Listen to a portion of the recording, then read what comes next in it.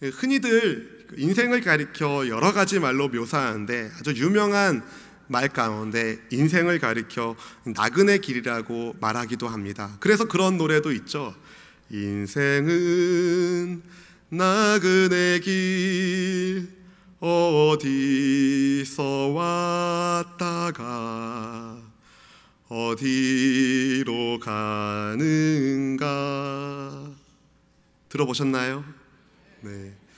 오래전에 히트했던 노래입니다. 하숙생이라는 제목의 노래의 첫 번째 가사인데요, 이 노래가 그렇게 유명해질 수 있었던 까닭 중에 하나가 많은 사람들이 인생이 나그네 길이다라는 그 가사에 동감을 했기 때문이라는 생각을 합니다. 근데 사실 인생이 나그네 길이라는 것은요, 이 노래 이전에 이미 성경에 있는 내용입니다.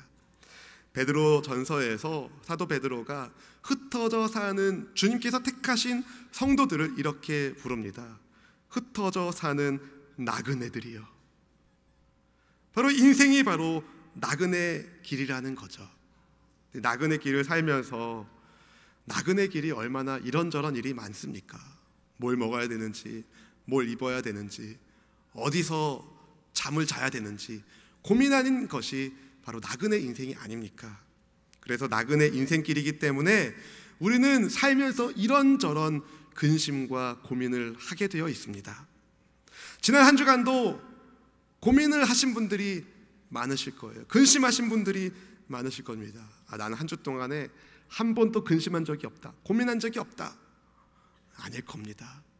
여러분, 각자 나름대로 고민하고 근심하는 문제들이 다 각자 있다는 거죠. 근데 여러분, 원래 사람이 창조되었을 때에 근심하도록 창조되었을까요? 처음에 주님께서 아담과 하와를 창조하시고 주께서 허락하신 에덴 동산에서 그들이 살면서 그들이 과연 근심하며 살았겠습니까? 아닌 거죠. 원래 처음 사람인 아담과 하와는 죄 짓기 이전에 근심 없이 살 수 있었습니다. 무엇을 먹을까, 무엇을 입을까, 어떻게 살까 걱정하지 않았다고요. 왜냐하면 매일매일이 하나님께로부터 오는 풍성한 것으로 가득가득 찼기 때문에 그분의 사랑 안에서 만족하며 기뻐하며 행복하게 인생을 살 수 있었던 것이죠. 그런데 그만 사단의 꼬임에 넘어가서 하나님과 같이 되고 싶어하는 인간의 욕망이 드러나면서 죄가 들어오게 되고 하나님께서 금하신 나무의 실과를 먹게 되고 그로 인하여 하나님과의 풍성한 영적 젖줄이 끊어지게 됩니다. 결국 하나님께로부터 오는 풍성함을 잃어버리게 되었다는 거죠. 사랑의 관계가 깨지고 말았기 때문에. 그래서 사람들은 어떻게 해서든 이 풍성함의 문제를, 이 결핍의 문제, 이 풍성함이 깨진 이 결핍의 문제를 해결하기 위해서 다방면의 노력을 기울였지만 아무도 그 문제를 해결할 수가 없었습니다. 그래서 오늘 주님께서 여러분에게 말씀하십니다. 내가 그 문제 해결하려고 온 예수다. 우리 예수님은 바로 이 죄의 문제를, 결핍의 문제를, 공허함의 문제를 해결하기 위하여 이 땅에 오신 주님이시라는 거죠. 오늘 우리가 드리는 예배를 통하여서 여러분의 영혼의 갈급함을 채우시는, 근심을 그치게 하시는 예수님을 모두가 만나길 주님의 이름으로 축원합니다. 예수님께서 십자가의 길을 가시기 전날 밤에 제자들에게 유언과도 같은 말씀을 하셨어요. 저녁 식사 자리에서 갑자기 제자들의 발을 씻겨주시길 않나, 떡과 잔을 나누시면서 이것은 너희를 위하여 찢겨진 내 살이다, 이 잔은 너희를 위하여 흘리는 내 피다라고 말씀하십니다. 분위기가 굉장히 엄숙했겠죠. 그 가운데 예수님께서 제자들에게 말씀하시기를 너희 중에 하나가 나를 팔 거다 말씀하십니다. 제자들의 마음이 당혹스러운 표정으로 바뀝니다. 얼굴이 다 그렇게 변합니다. 내가 가는 곳에 지금은 너희가 갈 수 없다라고 주님 말씀하시니까 예수님을 위하여 3년 반 동안이나 한결같은 마음으로 쫓아다녔던 제자들이 모두 이구동성으로 아닙니다, 예수님 가는 곳에 우리도 갈 겁니다 말합니다. 힘있게 베드로는 힘있게, 특히 힘있게 목숨을 버려서더라도 주님을 따라가겠습니다라고 말합니다. 다른 제자들도 그렇게 말합니다. 그런 베드로에게 주님께서 야 베드로야, 제자들아, 너희들이 나를 그렇게 생각해 주니 참 고맙구나, 이렇게 말씀하시면 좀 분위기가 좀 부드러워질 것 같은데 주님께서 베드로에게 직구를 던지십니다. 네가 닭이 울기 전에 3번 나를 부인할 것이다. 이 말씀을 듣는 베드로를 비롯한 다른 제자들이 얼마나 얼굴이 빨개지고 마음에 동요가 생기고 근심하지 않았겠습니까? 그런 제자들에게 주께서 오늘 본문의 말씀을 하시는 겁니다. 우리 1절 말씀을 같이 한번 읽어볼까요? 1절입니다. 시작. 너희는 마음에 근심하지 말라. 하나님을 믿으니 또 나를 믿으라. 여러분 좀 생뚱맞지 않으세요? 근심하지 말아라. 아니 근심할 만한 상황을 다 만들어 놓으시고선 근심하지 말라고 말씀하세요.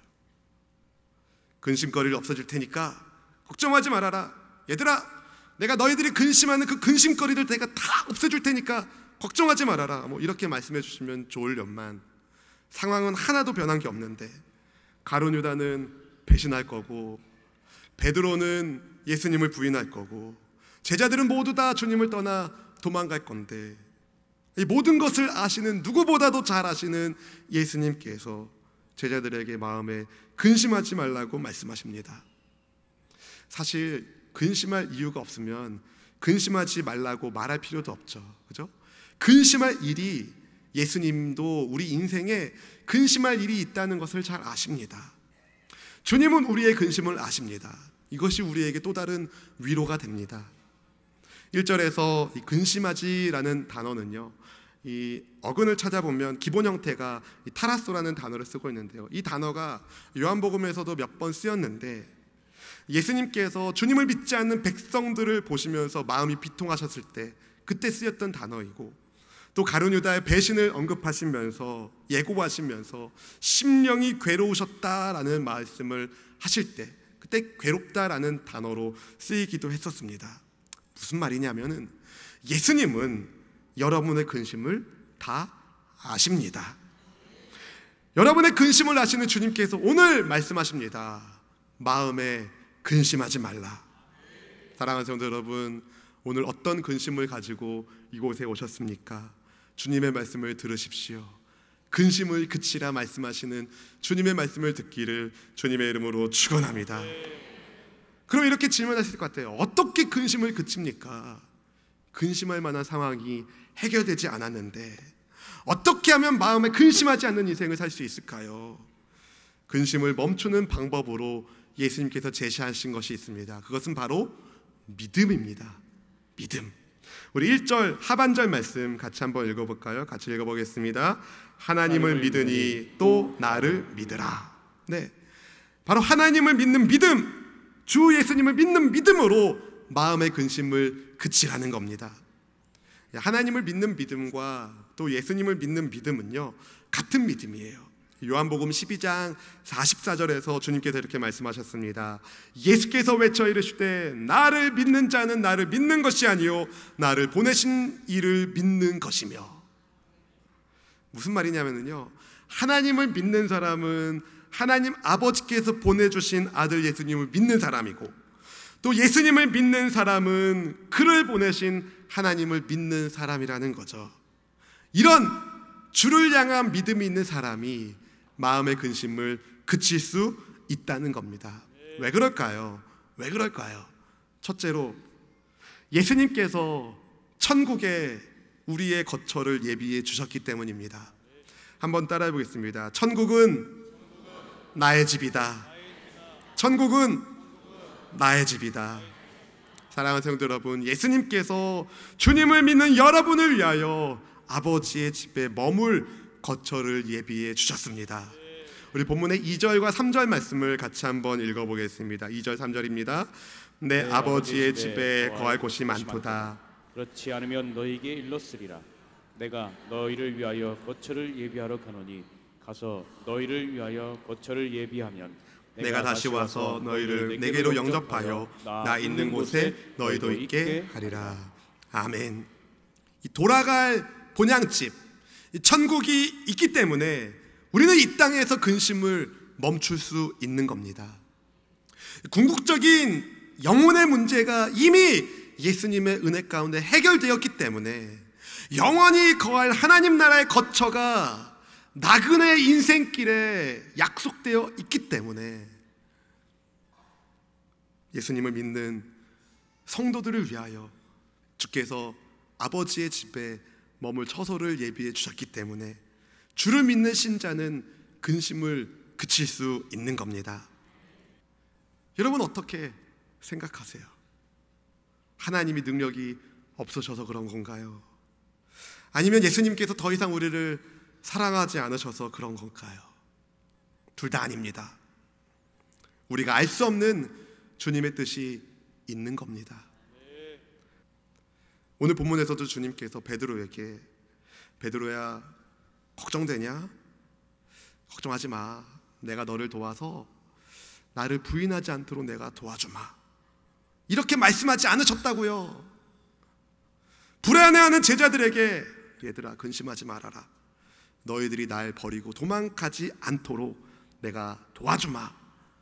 이런 말씀도 하지 않으셨다고요. 주님은 너무 생뚱맞게도 갑작스럽게도 내 아버지의 집에 거할 곳이 많다고 말씀하세요. 그리고 너희를 위하여 그곳에 거처를 예비하신다고. 그렇게 거처를 예비하는 까닭은 예수님이 계신 곳에 너희도 함께 있게 하기 위함이라고 말씀하십니다. 사랑하는 성도 여러분, 이 땅에서 우리가 겪는 근심은요 일시적인 근심입니다. 영원한 근심이 아닙니다.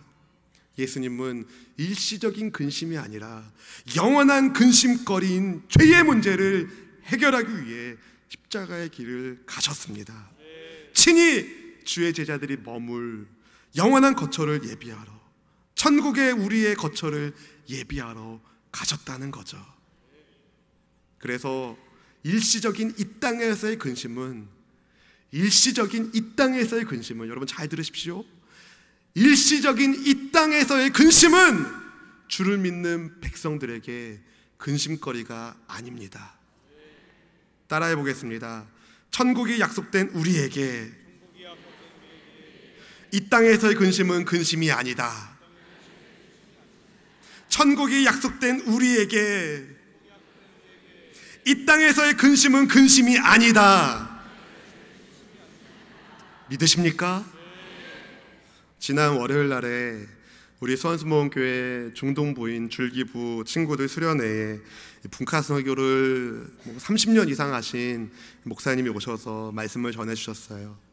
제가 화요일 날 새벽 예배 시간에도 제가 받은 감동을, 그 예화를 나눴었는데요. 그 목사님께서 북한의 곡산 마을에서 있었던 한 일을 말씀해 주셨습니다. 그 지하 굴을 파고 신앙을 이어가고 있었던 교회 공동체가 그만 건설 현장에서 발각되고 만 거죠. 지하교회에 숨어서 삶을 유지하고 신앙을 지키던 성도들이 발각된 겁니다. 누군가가 이 발각된 무리들 중에 한 아이의 목에 줄을 맸습니다. 그 부모를 협박하려고, 예수님을 믿는 것을 부인하고 협박하기 위해서 그렇게 한 거죠. 아이의 목에 줄을 걸었을 때 이 아이가 너무 놀라니까 엄마 하고 엄마를 찾았습니다. 그때 그 아이의 엄마가 이렇게 말했다고 합니다. 야, 호들갑 떨지 말어. 너 이제 예수님 만나러 가. 너 호들갑 떨지 말어. 너 오늘 예수님 만나러 가. 예수님을 부인하라는 무리들의 요구에 북한의 지하교회 성도들은 다 예수님을 오히려 구세주로 고백하고 내 구주 예수를 더욱 찬송하며 순교합니다.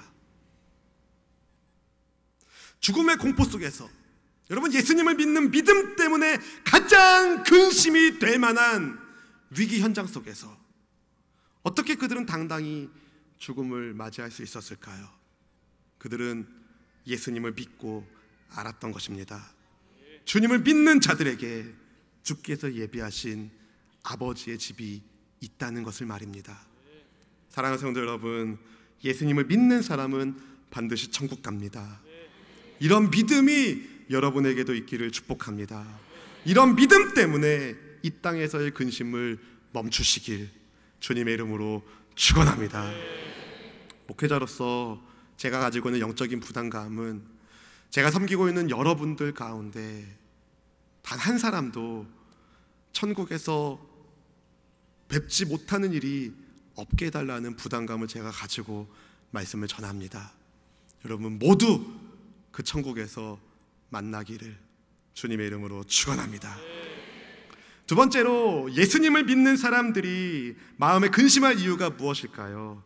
바로 우리가 믿는 예수님이 길이요 진리요 생명이시기 때문입니다. 예수님께서 제자들에게 내가 어디로 가는지 그 길을 너희가 안다라고 말씀하셨을 때 그때 도마가 주님께 질문을 합니다. 우리 5절 말씀 같이 한번 읽어볼까요? 5절입니다. 시작. 도마가 이르되 주여 주께서 어디로 가시는지 우리가 알지 못하거늘 그 길을 어떻게 알겠사옵나이까. 여러분 도마는요, 예수님의 제자 중에 도마는요 확실한 걸 좋아하는 사람이에요. 확실한 걸 좋아하는 사람. 그래서인지 이 부활의 주님을 예수님께서 부활하신 것을 제자들이 보았을 때 다른 제자들이 야 부활의 주님을 만났다라고 말했을 때 이 도마가 말하죠. 내가 그의 손에 못자국을 보며 내 손가락을 그 못자국에 넣으며 내 손을 그 옆구리에 넣어보지 않고서는 믿을 수가 없다. 도마는요 확실한 걸 좋아하는 사람이에요.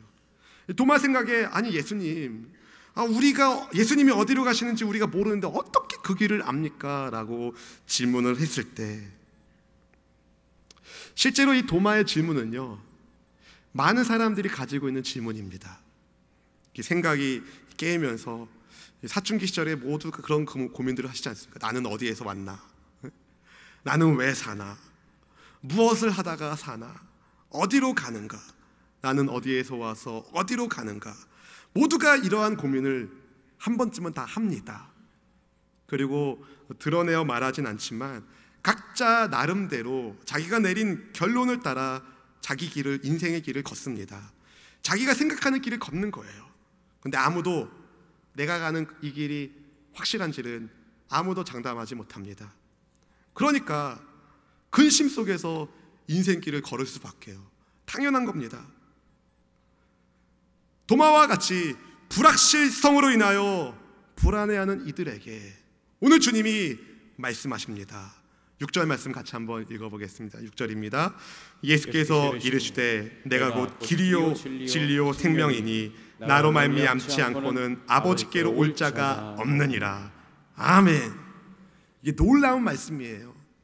예수님께서는 요한복음에서만 특징적으로 쓰이는 에고에임이라는 용법을 쓰시면서 하나님이신 예수님이 바로 길이고 진리고 생명이라고 말씀하십니다. 여러분 잘 들으세요. 예수님은 길을 가르쳐 주신 분이 아니라 길이십니다. 예수님은 진리에 대해서 설명하시는 분이 아니라 진리이십니다.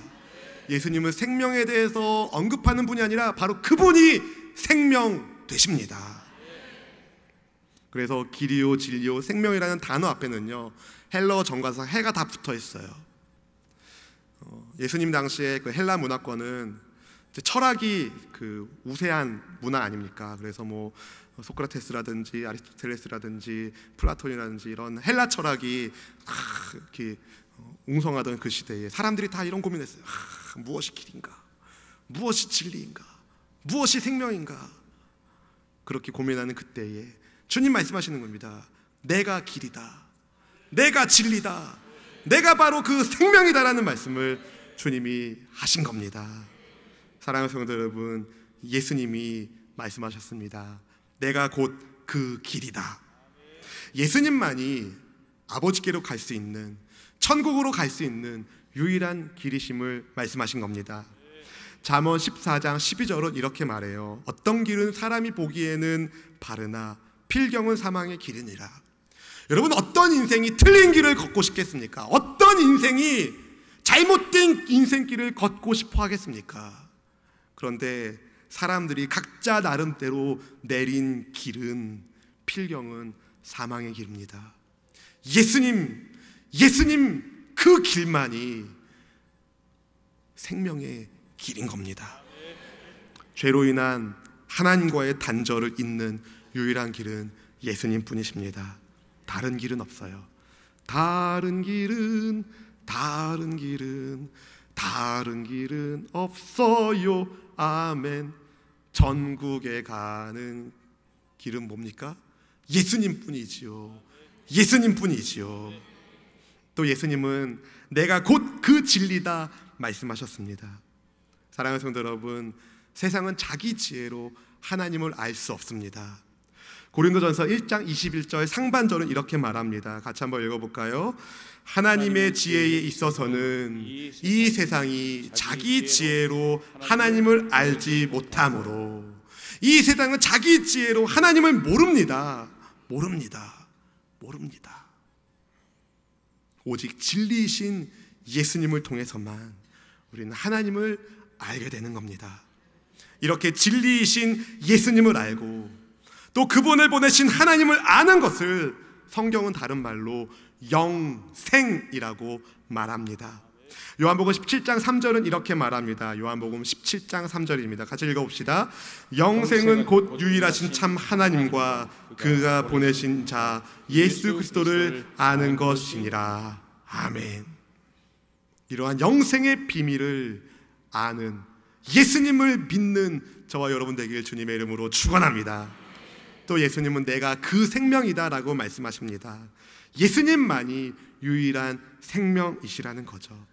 요한복음 6장 48절에서 예수님께서 말씀하셨습니다. 내가 곧 생명의 떡이다. 죄로 인해서 하늘 생명이 끊어져 있는 단절된 인류에게 예수님께서 하늘에서 내려오신 생명의 떡이 되셨습니다. 우리는 그 떡을 먹음으로, 예수님을 먹음으로, 예수님의 보혈의 피와 그분의 찢기신 살을 먹고 마심으로 영원한 생명의 사람이 됩니다. 예수님 외에 다른 생명은 진짜 생명이 아닙니다. 여러분, 생명을 가장한 죽음에 속지 마시고 오직 유일하신 예수님을 바르게 믿는, 확실하게 믿는, 그렇게 영생을 소유한 우리 모두가 되기를 주님의 이름으로 축원합니다. 예수님께서 길이요 진리요 생명이신 것을 확실히 믿는 사람은 더 이상 인생길에서 염려할 필요가 없는 겁니다.